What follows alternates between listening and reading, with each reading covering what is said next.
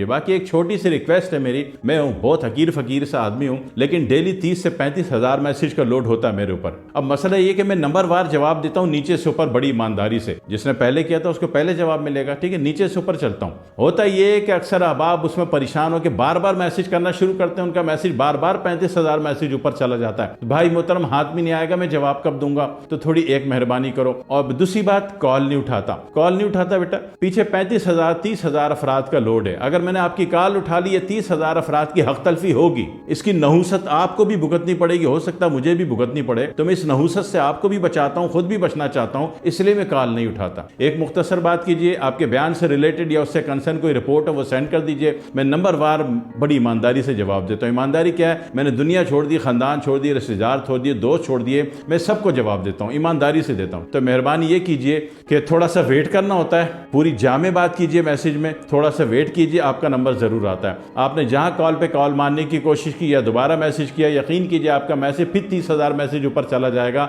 इसको आने में क़यामत लग जाएगी। ठीक है, थोड़ा सा सब्र फरमाइए, शऊर का सबूत दीजिए, आप भी फायदे में रहेंगे और मैं अपने काम में, मेरा अल्लाह जानता ईमानदार हूँ। सब्र से चलिए, अल्लाह कामयाब करेगा। दुआ में याद रखिएगा। वस्सलामु अलैकुम वरहमतुल्लाहि वबरकातुहू।